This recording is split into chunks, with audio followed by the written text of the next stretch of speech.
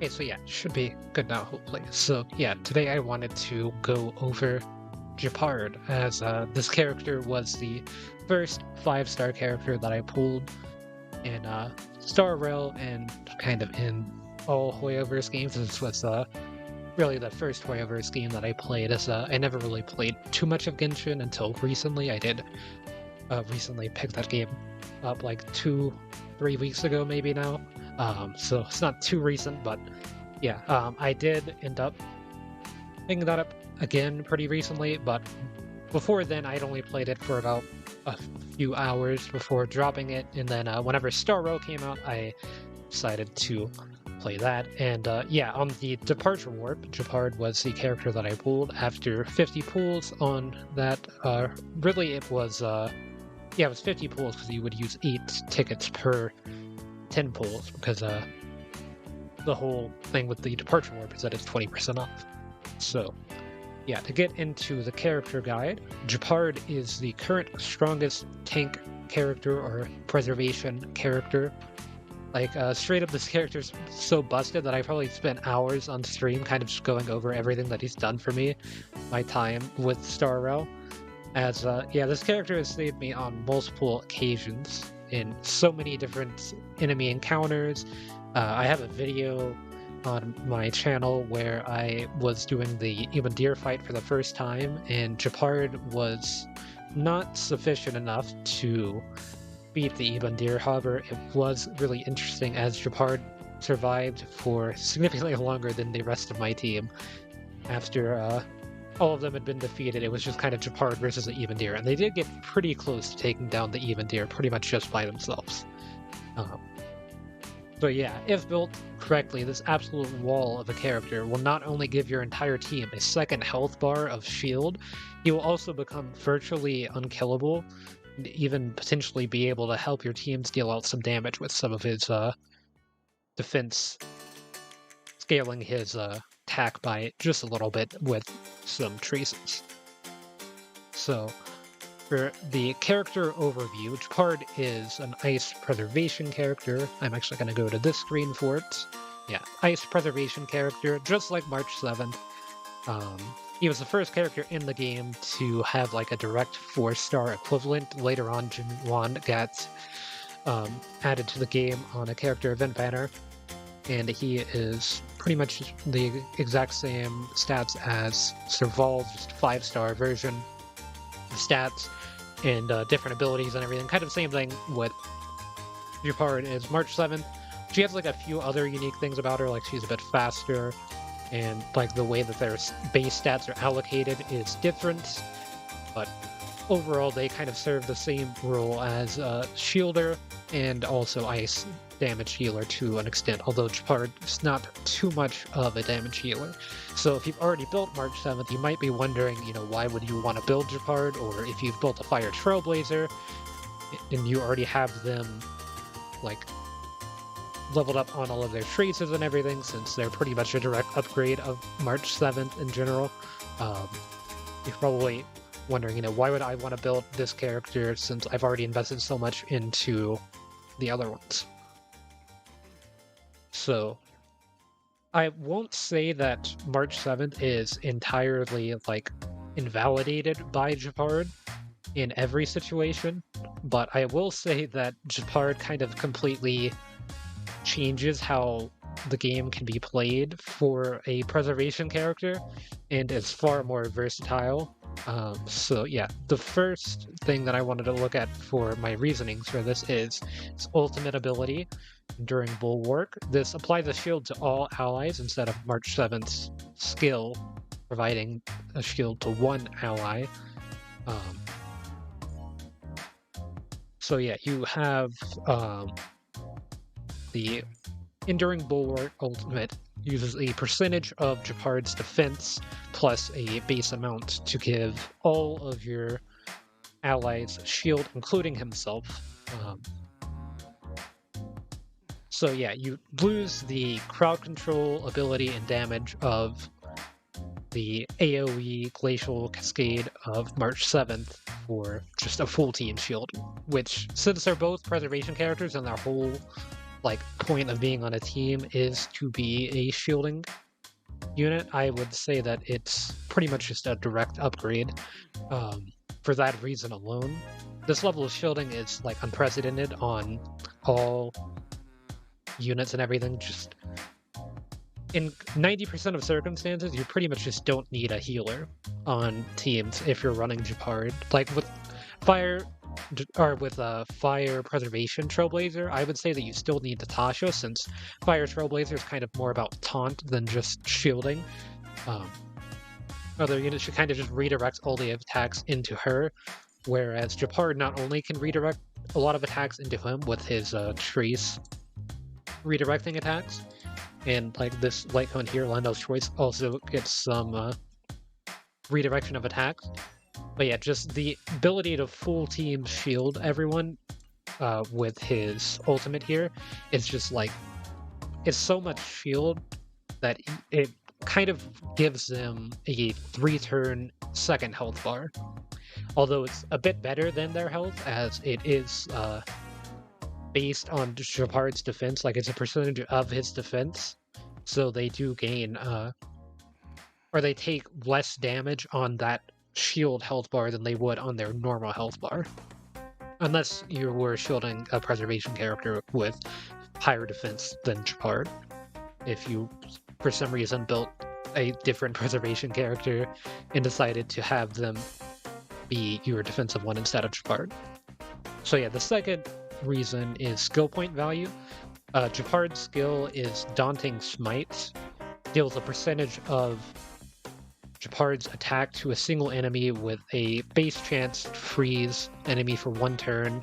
At 8-1, this increases to a 100% base chance, but it's not really necessary in my opinion. Like, the skill overall is not too useful, in my opinion. Just because freeze isn't the best effect in general. So many enemies in the game, if you don't weakness break them, will just have a lot of effect resistance naturally. So your freeze probably won't affect them unless you have a lot of effect hit rate on Gepard, which I don't recommend building. I'll get into building them in a second. But yeah, if you're not building effect hit rate, you're probably not freezing an enemy unless you get a weakness break, which is when I would use Gepard's skill, is on those turns where you're about to get a weakness break. And a lot of enemies just have freeze resist as a debuff itself. So not only do you have to get through their effect resistance, you also have to get through their freeze resistance, which is just another layer of additional resistance that's just not really worth investing in my opinion. Like, for March 7th, you have a much higher chance of getting that freeze on enemies. Or no, it's only 50% to start off with, but you are doing it against multiple enemies, so Gepard's just like single target, you only have the 165% chance or 100% chance, and 100% chance doesn't mean it's guaranteed. Like, if you get 8-on-1 Gepard, you're not freezing people, it's just a base chance. So if your enemy has effect resistance, the chance is lowered off of that. It just becomes a much higher chance. March 7th is hitting multiple enemies with it and also dealing damage, so there's a chance that you could get an ice weakness break that would be a guaranteed freeze anyway. So yeah, in my opinion, the skill is only worth using if you are about to get a weakness break and it's a guaranteed freeze. If you just want to roll the dice and see if you get a freeze, or if you're needing to charge your ultimate, since it has 100 energy cost, whenever you use a skill, you actually generate more energy for your character than just using the basic attack. And the third reason I think that Gepard is a much better include than March 11th on most teams is his talent, Unyielding Will. His technique is also better, as it just applies the 24% of Gepard's defense plus 150 shield to all enemies at the start of round, which is like a quarter of their HP most of the time for me. But yeah, his talent, Unyielding Will, is probably one of the most busted talents in the game. So when upgraded, this will restore about half of Gepard's HP after being struck by a killing blow. And with later upgrades, this will instantly restore his energy to 100%. So, not only do you revive one time, which reviving with 43% of HP doesn't sound like a lot, but whenever you have, like, let me just show my charts that I have probably like 3,500-ish defense, yeah, 3,485 defense, so, and 3,500 HP. So the 43% of HP is like probably 1,500, let's just say, to make the math simple. You have the defense adding to the HP, which is just, damage reduction. Whenever you're doing, or whenever you're getting hit, you take an enemy's attack and then reduce that attack's potency by whatever character's defense. So even though it's not a lot of HP back in the grand scheme of things, the defense makes up for it. Plus, you get your ultimate fully recharged whenever this is upgraded. So then you can give yourself basically a full health bar of shield for 3 turns. Which, if Gepard is the last one alive, and that's the reason that he died, is that all enemies are targeting him, if they're hitting Gepard, they're charging his ultimate again. So as soon as you die, you will revive, then instantly use your ultimate, then enemies will hit you lowering your shield, and also charging your ultimate once again. So basically, he is very hard to kill. Like, most of the time that I've had Gepard die, it's been so late into a combat encounter that the enemy starts getting buffs to their attacks every turn. And that's the reason why they're killing, is that they've gotten like 8 buffs to their attack, their like base attack, so they're doing a significantly higher amount of damage, and that's the reason why he's dying. But yeah, another thing to note about Unyielding Will is that even if it's triggered in the first half of Memory of Chaos, so with Memory of Chaos you have to do 2 boss fights per team. So if Gepard were to somehow die on the first boss, then use his Unyielding Will. If he survives that encounter and you can use him on the next encounter, he will have the Unyielding Will reset. So he essentially has 3 lives if you aren't running Bailu on a team, because Bailu can also revive him again. So yeah, overall, Gepard will deal less damage and offer less crowd control compared to March 7th, especially since she has the follow-up attack to also deal damage. And her technique is also one that deals damage instead of Gepard's technique, which provides shielding, which in my opinion is better. But yeah, overall, Gepard will deal less damage and offer less crowd control in favor of better team shielding and basically immortality.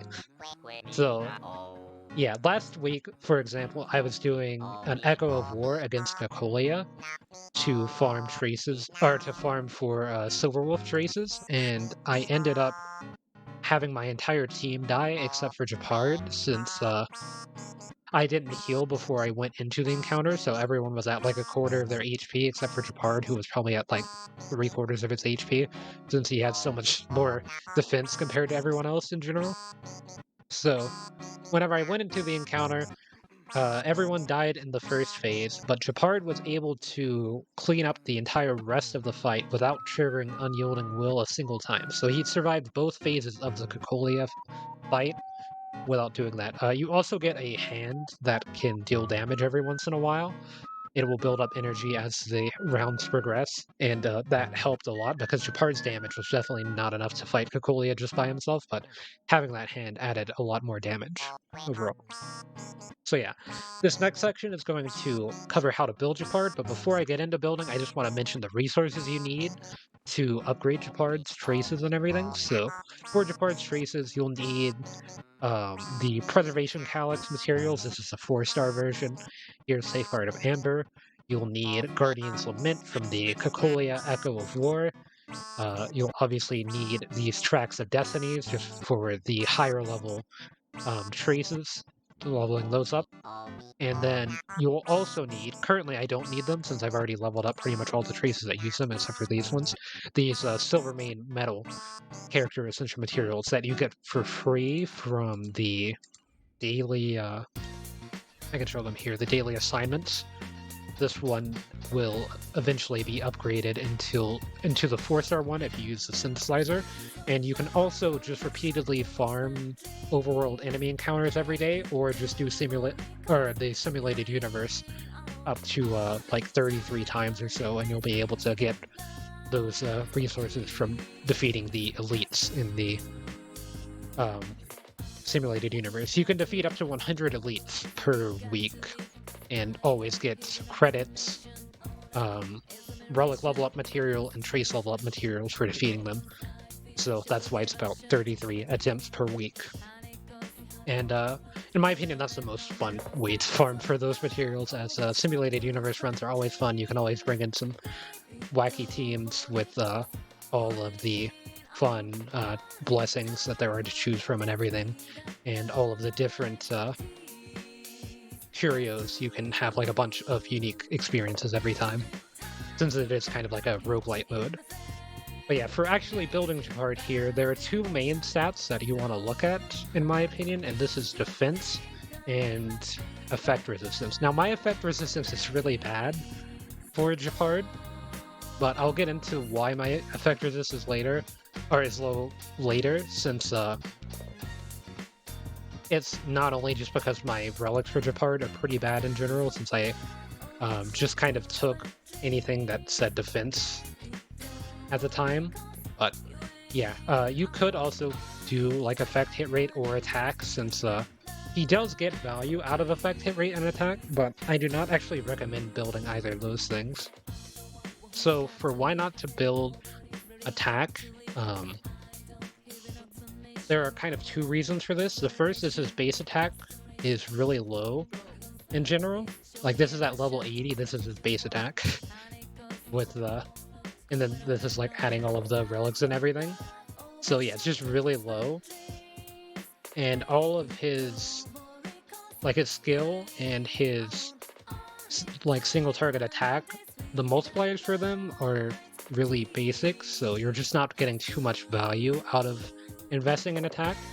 Plus, this trace, I think I mentioned it earlier, Fighting Spirit will increase Gepard's attack by 35% of his defense. So yeah, as long as you invest in defense, you will be getting value into attack, as long as you have that trait active. Now, that trace is only available if you have Gepard and Max Ascension, so it is kind of expensive to reach that point, but whenever you do reach that point, it made my Gepard go from dealing 900 damage to 2300 damage on his skill most of the time. So it is a pretty significant upgrade to his damage, but it's not like the greatest thing to go for, since in general Gepard's damage is just going to be lower. Like, it's just not something that's too important to deal with.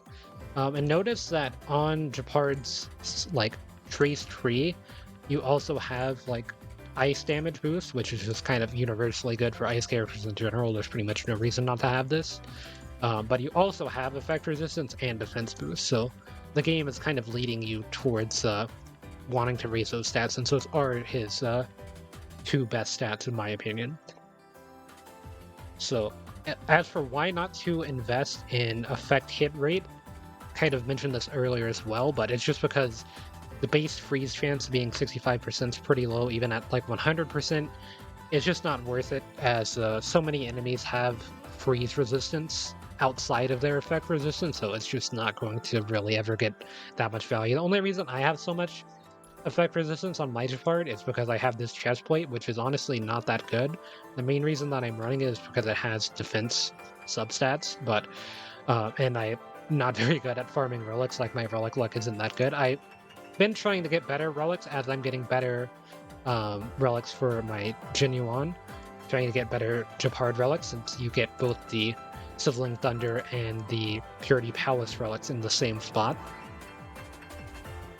But yeah, like, you're able to farm for both of those ones there, so that's kind of something that I've been doing. I'm able to have 3,400 defense just with these alone though, so that's not too bad. Like, if this was a defense percent chest plate, it would probably have like 60% maybe. Like, I'm not really sure what the exact scaling is, but crit damage alone is 64%. Let me see with... Oh, this is effect hit rate on Silverwolf. I know for Silverwolf's shoes, I have defense percentage, and these are 5 stars, and it's already at 26% just for some shoes. And my Silverwolf relics are also pretty bad, but just kind of ignore that for now. But yeah, basically, effect hit rate, I just don't think it's going to get too much value in general. Like, I it does make me have some value with Gepard's freeze, and it's why I use this skill a bit more than I would normally recommend, since I already have 61% effect hit rate, which isn't that good overall. I would say you probably want to go for 70% effect hit rate if you are going to build that. And it's not the worst thing to invest in, I just think that it's not a great thing to invest in. So why invest in his defense and his effect resistance? So defense is kind of obvious, it's just his technique and his ultimate, which are the main reasons that you're playing Gepard, both scale off of his defense, using 42% of Gepard's defense at level 8, plus 532, which is just like a base defense. So if Gepard had 0 defense, it would have 532 defense to start with, plus 42% of Gepard's defense for the ultimate, and for the technique it's 24% shielding. So yeah, not only are you getting shielding value out of Gepard's defense, but of course, whenever you get this trace, you're also getting attack value. So there's pretty much just no reason not to build defense. Like, he's a shielding character, it just makes a lot of sense to build defense on him. And the reason that you build effect resistance is so that way Gepard is not stuck in crowd control effects, as Gepard is essentially your healer and your shielder on your team.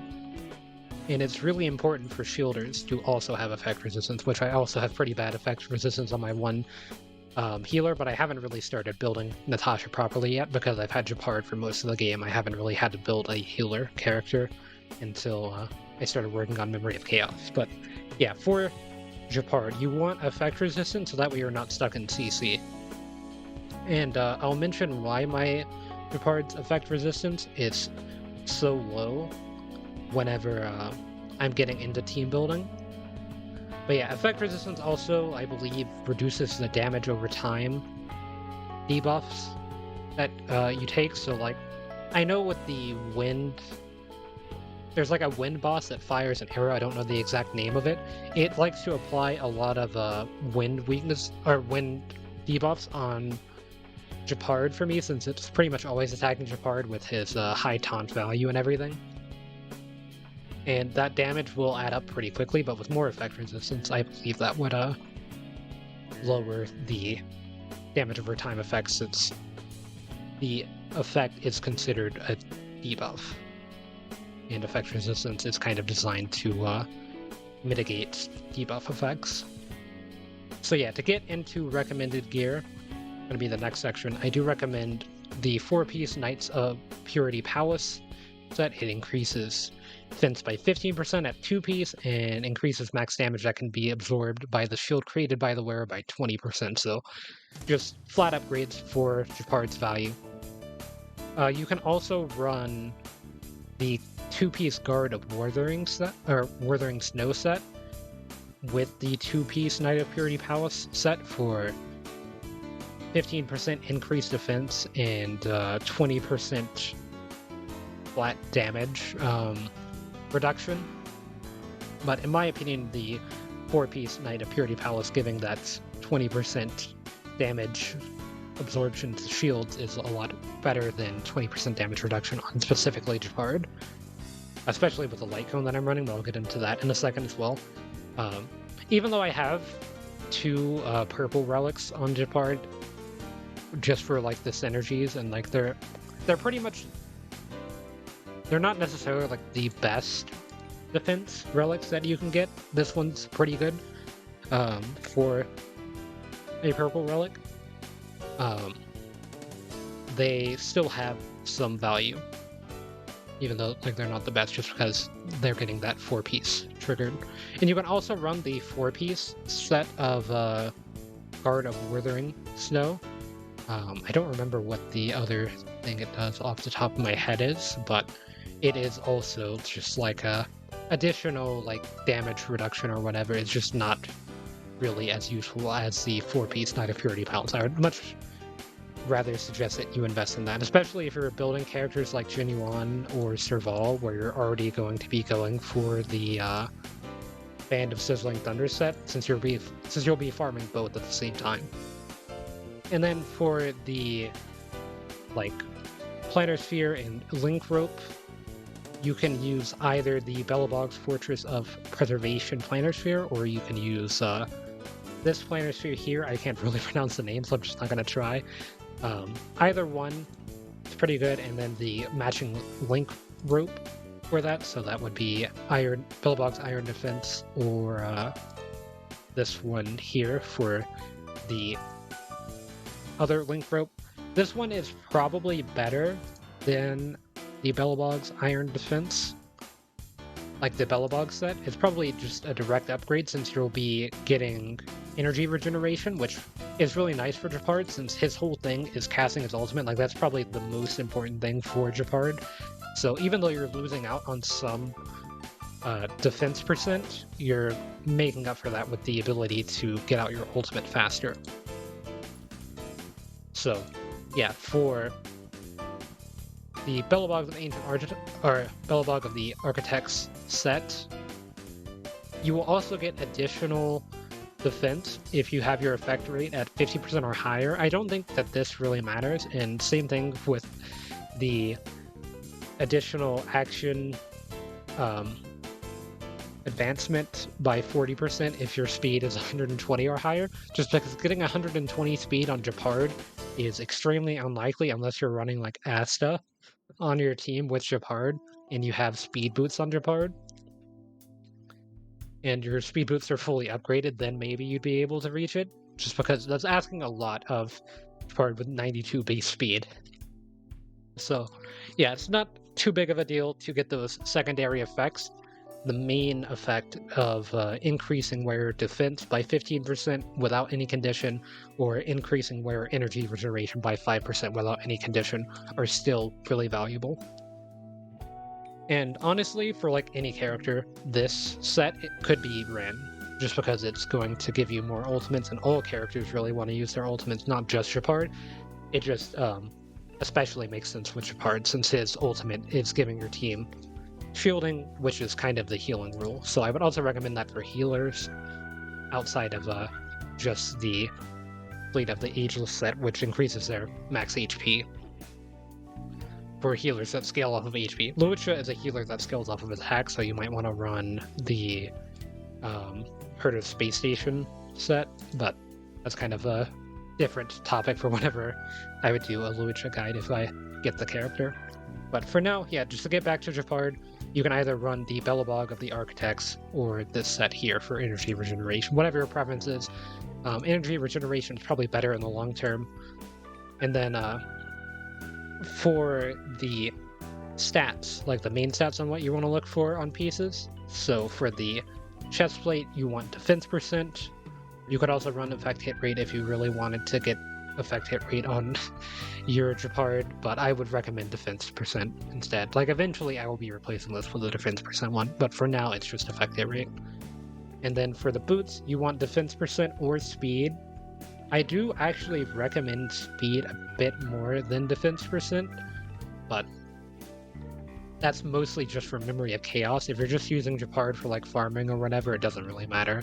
And if you're also running Bronnier on your team, it doesn't really matter if you have speed or not. You can just run defense as well.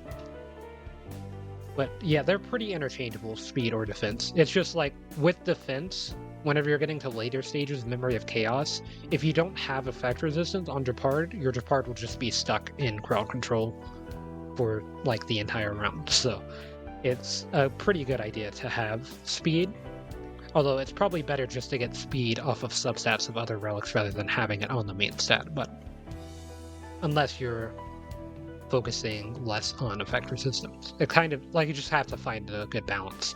And then for Planar Sphere, you want either defense percent or ice damage percent. I use defense percent on mine.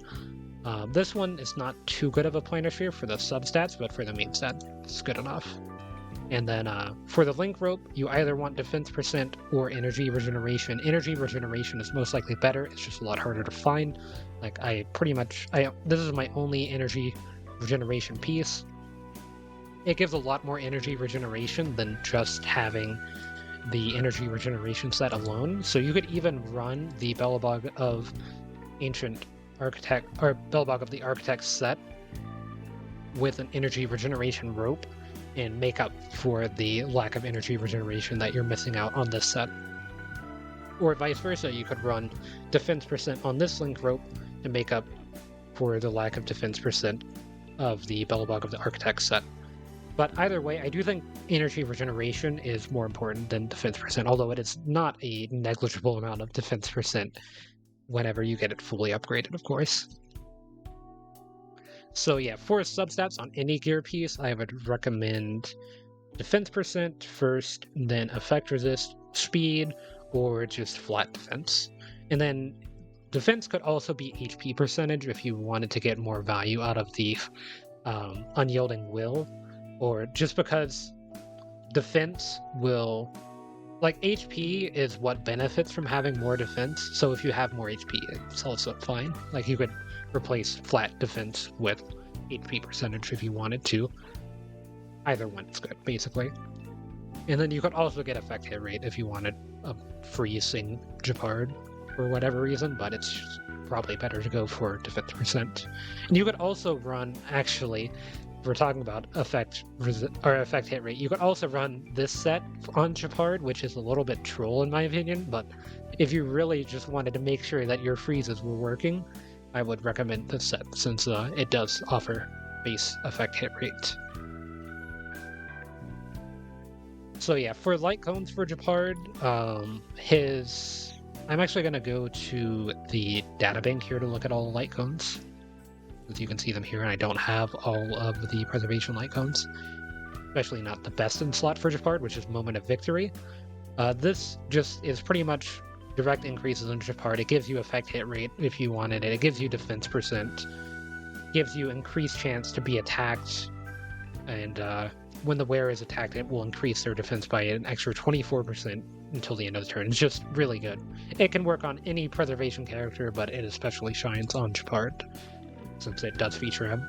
And then the second best in slot, in my opinion, is actually Landau's Choice, which is what I run, since I don't have Gepard's Moment of Victory. This will increase the chance that you are likely to be attacked, and it will also give you flat damage reduction. Whenever it's upgraded, it gives you more damage reduction and everything, but just the base 16% is still pretty good. Texture of Memories is generally considered the second best in slot, but I do prefer Landau's Choice. Texture of Memories is a free-to-play light cone that you get from doing multiple runs of Simulated Universe every week. You'll get Herda coins that you can use in the Herda store. They're not really coins, but that's just what I think of them as. And whenever you get, like, I think it's 10, you can buy a light cone, and you can choose, like, a Hunt, a Preservation, or a Destruction light cone, and this is a Preservation one. Increases effect resistance by 8%. If the wearer is attacked and has no shield, they gain a shield equal to 16% of their max HP for 2 turns, which can only be triggered once every 3 turns. And if the wearer has a shield and is attacked, they receive reduced damage. So this does give you flat effect resistance, which is really nice. It also has higher stats than Landau's Choice, right? 43, 19, 18 versus 48, 19, 24. So yeah, just a little bit of extra stats for the base effect. And it's also a bit easier to earn, since you can only get this out of pools and everything. It's not like something that's guaranteed to you, I believe. So if you don't have this, you can always run Texture of Memories as the best in slot free-to-play option. And then if you get the Season Pass, I believe this is always offered on the Season Pass. It's either this one or this one, which I don't really think is that good on Gepard compared to Day 1 of My New Life, but if you have Day 1 of My New Life, however you acquire it, it's also pretty good. Increases wearer's defense by 16%, and increases all type resist of all allies by 8%. So it's just kind of a nice team-wide defense buff to all allies, pretty much. And then for 3-star light cones, you can use Amber is the best 3-star light cone. Increases wearer's defense by 18%, 32% at Superimposition 5. Which is pretty easy to get Superimposition 5, since you get these from doing pools. As if you miss or like whenever you're doing pools, you're pretty likely to get 5 of these really quickly. So, and then if the wearer's current HP is lower than 50%, it increases their defense by a further 32%. So, yeah, you will be getting value out of it, but as soon as you get another 4-star preservation light cone, I would recommend swapping over to that instead. And lastly, I would like to go over some Gepard teams. I have 3 of them made. This is not the team builder. This is. So, yeah. For the first team, I have my main team that I've run for like 75% of the game or so. But first, I would like to kind of introduce this section. So, as mentioned in my team building guides, I will not say that they feature Gepard, as Gepard is not a main DPS, but rather an accessory to the team that enables a different approach to combat compared to other preservation characters, as you won't need a healer, as Gepard has high taunt value and full team shields. So your units are usually ending combat scenarios with a quarter of their HP in like the worst case scenario. So for the first team, I have Gepard, Physical Trailblazer, Jinyuan, and Bronya. This team has been my main team for probably like 75% of my entire playing experience of Star Rail. I pretty much always run this team as soon as I got all of the characters for it. Before owning Jinyuan and Bronya, I would run Serval over Jinyuan and Asta over Bronya, but later in I would swap in the 5-star characters as they are pretty much just direct upgrades.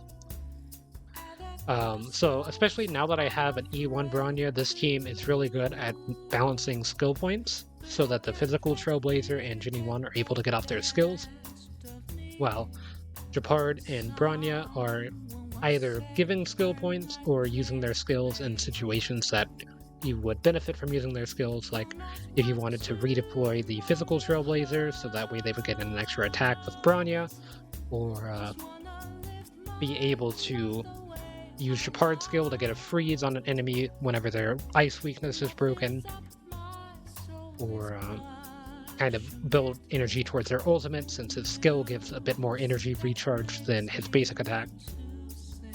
But yeah, Bronya can also be used to cleanse debuffs with her skill, so if your Gepard is like mine and has really low effect resistance, this is the reason why I don't really mind my Gepard having low effect resistance at the moment. It's pretty much every team that I run them on, I run Bronya.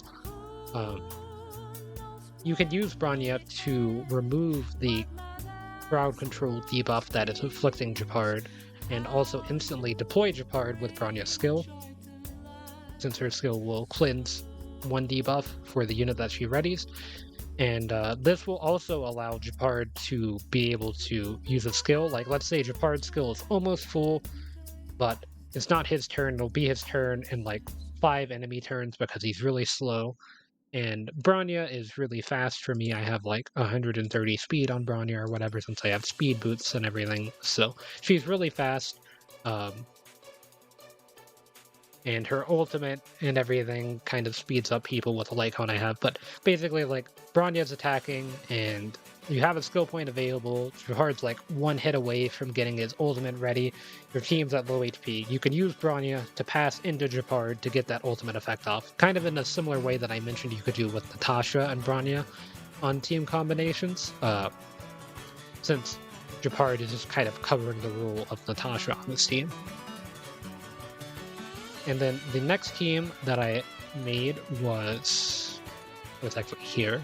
So this is a free-to-play hyper-carry team with Gepard, Asta, Tinyun, and Sushang. So Sushang is the character that you want to be buffing and having deal a lot of damage.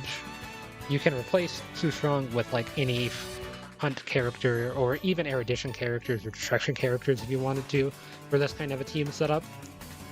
I just have Sushang here for better skill point usage, since Sushang's skill will not cost a skill point, or it will cost it but then instantly refund it if you're hitting an enemy that has their weakness broken. And Asta is really good at breaking fire enemy or like enemies with a fire weakness, she's really good at breaking their defenses. So then you can get a lot of value out of Sushang.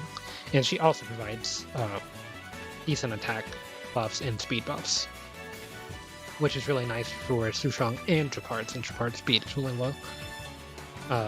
Because Gepard does not require you to run a healer, this adds like a flex slot to any team, so this is kind of a... like, this is a 2 DPS team, and this is a 2 Harmony team, or like 2 buffing team. So, yeah, let me read. I listed out some replacements. So yeah, Sushang is replaceable with any hunt character. So this can be Dan Heng, or if you have Sela, you can use Sela instead. Or whenever the Trailblazer gets a hunt version, you could use them. You could basically just use any DPS character in the slot, and it will just make sure that they deal a lot of damage. Though, if you're not using Sushang, I would recommend replacing Asta with any other Harmony character, like Yukong is probably best for another Harmony character, or any Nihility character could also fit in the slot instead, since he won't really be having to worry about weakness breaks as much with the other characters. And actually, like with Dan Heng, you might want to build them in a way so that way whenever they get a weakness break, you're doing a lot more damage to the enemy, so that way his ultimate one-shots enemies and he gets an extra turn. And kind of same thing with Sela. Like, you could not even want to have extra weakness breaks on your other units, so that way you have your hunt character getting the weakness breaks. And then for 5-star replacements on this team, since it's kind of just a free-to-play team using 4-star characters and everything, 5-star replacements, you can replace Asta with Bronya, Welt, or Silverwolf. If you don't have Tinyun, you can replace her with the same characters I would recommend over Asta, or you could run an Abundance character if you want more consistency. Like, it would kind of ruin the hyper carry idea of this team to run a non-Harmony or Nihility character, but it would make it a bit more consistent, since hyper carry teams will be more vulnerable to opponents with really high defense and high damage, but generally it's one or the other, so hyper carry teams are kind of good. And then the last team, I don't really have it in my notes, but I remembered that I had built this team as I was writing this.